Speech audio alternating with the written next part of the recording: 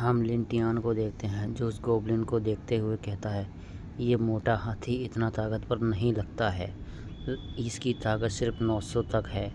लगता है इसे तो 4-5 योद्धा ही संभाल लेंगे, लेकिन ऐसा लग रहा है कि इसे जिंदा पकड़ने में बहुत ज़्यादा मशक्क़त करनी पड़ेगी। इस मोटे का आकार देखकर और इसका वजन देखकर ऐसा लगता है कि इस पे जहर का भी असर नहीं होने वाला। जहर तो इस मोटे पर काम नहीं करने वाला। लगता है मुझे कोई और तरीका निकालना पड़ेगा। लगता है मुझे इस मोटे पर वही मंत्र यूज़ करना पड़ेगा जो इफ्रिया ने पहली बार मुझ पर यूज़ किया था। हम एक गॉब्लिन को देखते हैं जो एक बर्तन में गर्म पानी लेकर आया होता है और लिंटियान से कह रहा होता है, बॉस आपने जो हमसे करने के लिए कहा था हमने वो सब कर दिया, लेकिन ये जल्दी ही मरने वाली है। फिर लिंटियान उस गॉब्लिन से कहता है, तूने अच्छा काम किया। हम इफ्रिया को देखते हैं जो अधमरी हालत में होती है और कह रही होती है, मुझे मार दो प्लीज़, कोई मुझे मार दो, मैं अपने प्रभु के कदमों में जाना चाहती हूँ। और हम लिंटियान को देखते हैं जो आ रहा होता है। हम लिंटियान को देखते हैं जो इफ्रिया के गर्म पानी से घाव साफ कर रहा होता है और कहता है, अब कैसी हो तुम इफ्रिया?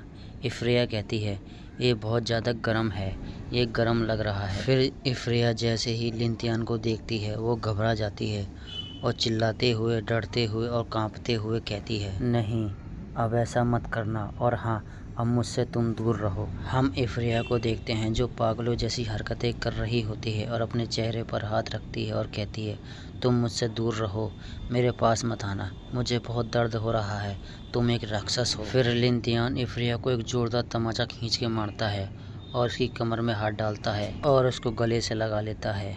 भाई ये नहीं मानेगा, बिल्कुल नहीं मानेगा, ये साला चांस नहीं छोड़ता है कहीं भी कभी भी, और कहता है तुम्हारी सज़ा ख़त्म हो चुकी है अब इफ्रिया। भाई इसे कहते हैं टॉर्चर करके लौंडिया पटाना।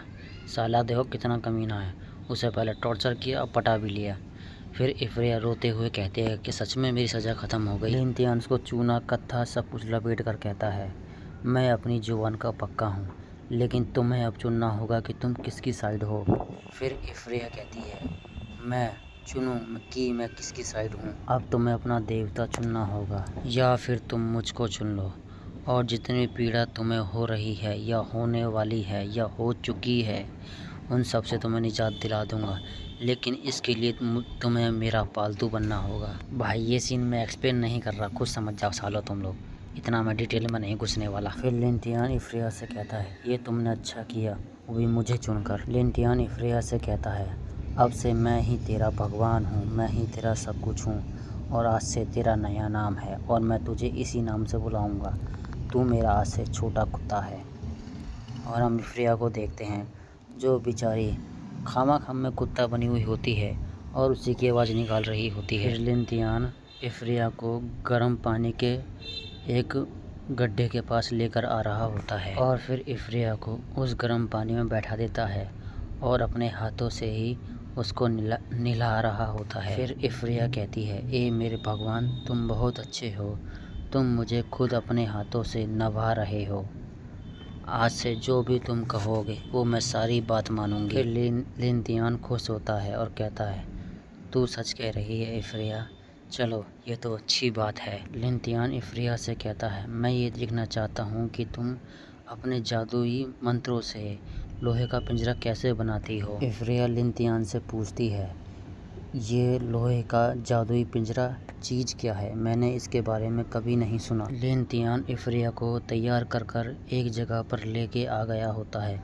और उसके सामने एक मैजिक बुक भी रख दी होती है और इफ्रिया कहती है, जादुई लोहे का पिंजरा, क्या वो मंत्र इसी किताब में लिखा है। हम इफ्रिया को देखते हैं जो एक मंत्र पढ़ती है और उससे एक पिंजरा सा बन जाता है, वो भी सोने का। लिंटियान मुस्कुराता है और कहता है, तुमने बहुत अच्छा काम किया इफ्रिया। हम इफ्रिया और लिंटियान को देखते हैं जो लोडर के जिस लोहे के पिंजरे में बंद है उसके पास से गुजर कर जा रहे होते हैं। फिर लोडर इफ्रिया को देख लेता है और चिल्लाकर कहता है, इफ्रिया क्या बात है मेरी जान, चल तू अच्छा ठीक हो गई तो जल्दी कर, उस गोब्लिन को मार डाल और मुझे इस लोहे के जाल से फ्री कर। फिर हम दोनों यहाँ से इंसानी बस्ती में भाग कर चले जाएंगे। लिन तियान लोडर से कहता है, अबे तू अंधा हो गया है या तेरी आंखें नहीं हैं बे?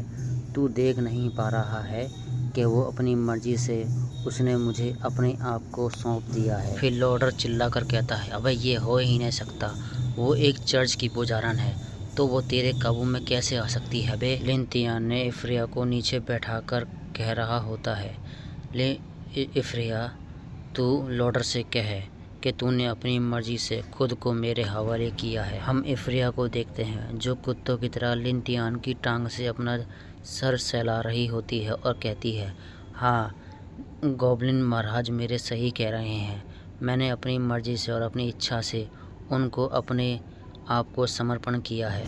अब तो मैं जो समझना है वो समझ लो, मैं इतना एक्सप्लेन नहीं कर पाऊंगा, भागो यहाँ से। लोडर भी धीरे धीरे पागल हो रहा होता है और लोडर कहता है, ये जो तूने काम किया है, इस काम के कारण ये पूरी गॉब्लिन की जनजाति ही ख़त्म हो जाएगी। ये लो, इसे भी साले को पागल कुत्ते ने काट खाया, ये भी पागल हो गया।